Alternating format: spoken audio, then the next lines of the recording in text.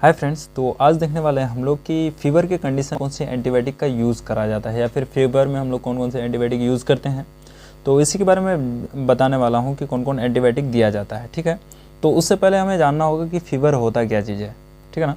तो फीवर को जानने के लिए सबसे पहले हम लोग देखिए, जैसे हम लोग का बॉडी टेम्परेचर नॉर्मल से ज़्यादा चले जाता है ना, तो उसे हम लोग फीवर बोल देते हैं।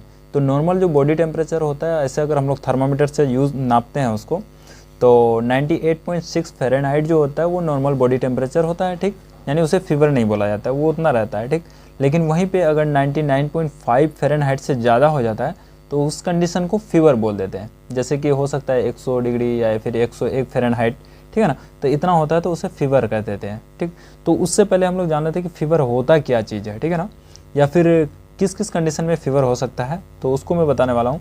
देखिए, जैसे बॉडी टेम्परेचर हम लोग का बढ़ता क्यों है, जब सीजनल चेंजिंग यानी मौसम का बदलाव हो जाता है तो उस कारण से भी हो जाता है, या फिर किसी बैक्टीरिया का इन्फेक्शन हो जाता है हम लोग बॉडी में, तो उस कारण से भी क्या होता है कि बॉडी का जो बैलेंस होता है ना वो बिगड़ जाता है। ठीक, और जैसे बॉडी का जो बैलेंस बिगड़ जाता है तो उसमें क्या होता है, ब्लड फ्लो बढ़ जाता है या फिर टेम्परेचर हाई हो जाता है। जैसे ही बॉडी का टेम्परेचर हाई हो जाता है, जैसे मैंने बताया कि बॉडी टेम्परेचर आपका 99.5 से एबव जाता है तो उस कंडीशन को फीवर बोल देते हैं। ठीक है ना। आई होप ये क्लियर हो गया आपको कि फीवर क्या चीज़ होती है। ठीक है ना।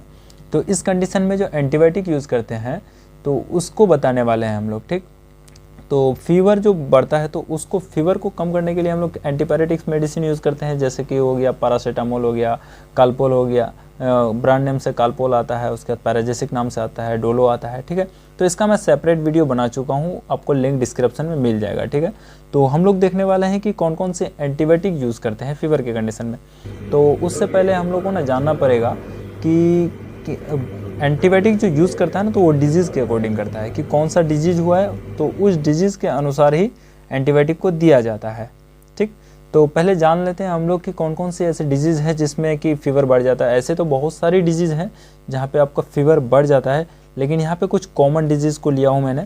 जैसे कि ब्रोंकाइटिस के कंडीशन में ना फीवर हो जाता है, यानी बॉडी का टेम्परेचर हाई हो जाता है। उसमें क्या होता है, तो ब्रोंकाइटिस के कंडीशन में क्या होता है कि ब्रोंक्यूल्स जो होती है ना हमारे शरीर के अंदर, ब्रोंक्यूल जहाँ से एयर का फ्लो होता है, ठीक है ना, आना और जाना, तो एक्सचेंजिंग जो होती है, तो वहाँ पे बैक्टीरिया का इन्फ्लेमेशन आ जाता है, यानी बैक्टीरिया इन्फेक्शन कर जाता है। जैसे बैक्टीरिया का इन्फेक्शन हो जाता है तो उसके अंदर की जो नली होती है वहाँ पे एयर जो पास होने की जो रास्ता होती है ना, ट्यूब जो होता है, तो वहाँ पे इन्फ्लेमेशन के कारण पस बढ़ जाता है या फिर वो मसल्स जो है वो सिकुड़ जाती है, जिसके कारण सांस में डिफ़िकल्टी हो जाती है। ठीक है ना, तो उसको ब्रोंकाइटिस बोला जाता है। ठीक है ना, तो उस ब्रोंकाइटिस को ठीक करने के लिए उस बैक्टीरिया के अगेंस्ट में जो एंटीबायोटिक दी जाती है, तो उसमें तो बॉडी टेम्परेचर बढ़ेगा ही ना, क्योंकि बॉडी तो डिसबैलेंस हो गया। ठीक है, अब जब डिसबैलेंस हो गया तो उसके लिए क्या करना पड़ेगा, उस इन्फेक्शन को ठीक करना पड़ेगा। उस इन्फेक्शन को ठीक करने के लिए हम देते हैं क्या, एंटीबायोटिक, यानी बैक्टीरिया के अगेंस्ट में जो मेडिसिन काम करती है।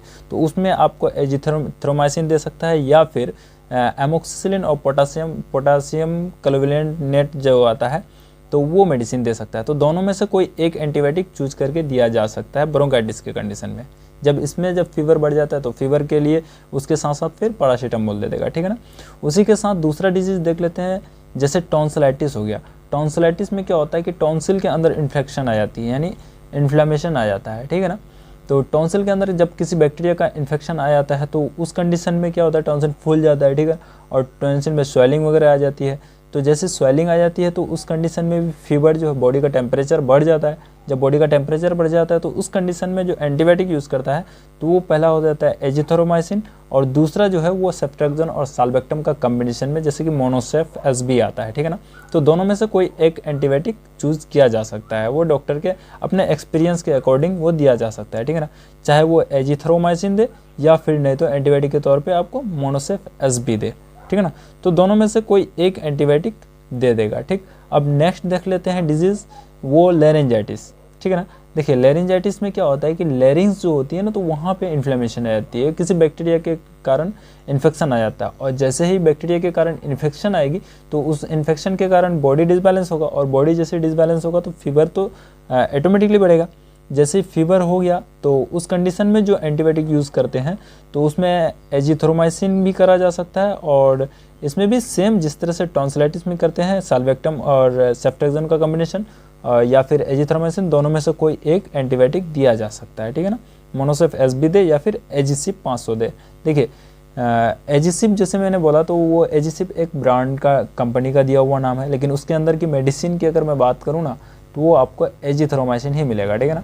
तो एजिथ्रोमाइसिन दे या फिर सेफ्ट्रेक्सोन साल्वेक्टम के कॉम्बिनेशन में जो कोई भी ब्रांड नेम से जैसे मोनोसेफ हुआ, ओडिसेफ हुआ, वो दे, ठीक है ना।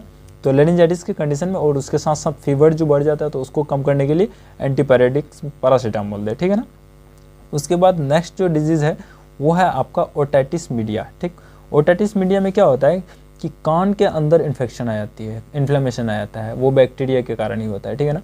बैक्टीरिया कान के अंदर इन्फ्लेमेशन आ जाता है ना तो वहाँ पे क्या होता है, पस बढ़ जाता है, और जैसे पस बढ़ जाता है तो सुनने में मतलब डिफ़िकल्ट हो जाती है, यानी सुनाई नहीं देता है। जैसे जाहिर सी बात है कि कोई रास्ता है जहाँ से कोई चीज़ पास होता है, वहाँ पे अगर ब्लॉकेज लग जाए तो अंदर तो कोई चीज़ पार नहीं कर पाएगा ना। तो इसी तरह से इन्फ्लेमेशन के कारण या फिर इन्फेक्शन के कारण वहाँ पे पस बढ़ जाता है, और पस बढ़ जाता है तो सुना ही नहीं देता है, ठीक है ना। तो उस कंडीशन में जो मेडिसिन यूज़ करा जाता है, जो एंटीबायोटिक देते हैं, तो वो देते हैं आपका एमोक्सिसिलिन या फिर ऑफ्लोक्सासिन, दोनों में से कोई एक एंटीबायोटिक दिया जाता है। तो इस कंडीशन में एंटीबायोटिक एमोक्सिसिलिन और या दे या फिर ऑफ्लोक्सासिन दे, और उसके साथ साथ फिर बॉडी का जो टेम्परेचर बढ़ा हुआ है यानी फीवर हुआ है तो उसके लिए पैरासीटामोल देगा, ठीक है ना। तो दोनों में से कोई एक एंटीबायोटिक यूज़ करा जा सकता है, ठीक है। तो इस कंडीशन में अब नेक्स्ट जो है, देखिए अब यहाँ पे देखिए ये चीज़ समझ में आएगी आप लोगों को बहुत अच्छा से, ठीक है ना। टाइफाइड की कंडीशन में, टाइफाइड की कंडीशन में क्या होता है कि फीवर बहुत ज़्यादा होता है, ठीक। और जैसे फीवर बहुत ज़्यादा होता है तो उस फीवर को रिड्यूस करने के लिए देता है पैरासीटामोल, और उसके साथ साथ इसमें क्या होता है कि साल्मोनेला टाइफी बैक्टीरिया का इन्फेक्शन होती है, ठीक है ना। तो उस इन्फेक्शन को ख़त्म करने के लिए या फिर साल्मोनेला टाइफी जो बैक्टीरिया है उस बैक्टीरिया के अगेंस्ट में जो एंटीबायोटिक दिया जाता है, तो उसमें टेम्परेचर जो जैसे इन्फेक्शन होता है तो बॉडी का टेम्परेचर बहुत ज़्यादा हाई हो जाता है, जैसे 103 डिग्री 104 डिग्री फ़ारेनहाइट दिया जा सकता है, ठीक। तो उसके अगेंस्ट में जो उस बैक्टीरिया के अगेंस्ट में एंटीबायोटिक देते हैं, जैसे एजिथ्रोमाइसिन देते हैं, वर्ड नहीं तो फिर दूसरा सेफ्ट्रेक्सोन देते हैं।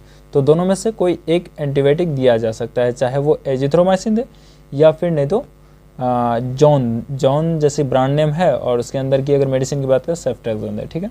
उसके बाद दूसरा डिजीज़ की बात करें तो दूसरा डिजीज़ है जैसे कि मेनिंजाइटिस। मेनिंजाइटिस भी एक तरह की ऐसी बीमारी है, बैक्टीरियल डिजीज़ है, जिसमें कि बॉडी का टेम्परेचर बहुत ज़्यादा हाई हो जाता है, बॉडी टेम्परेचर बहुत बढ़ जाता है, जिसे फीवर कर देते हैं, ठीक।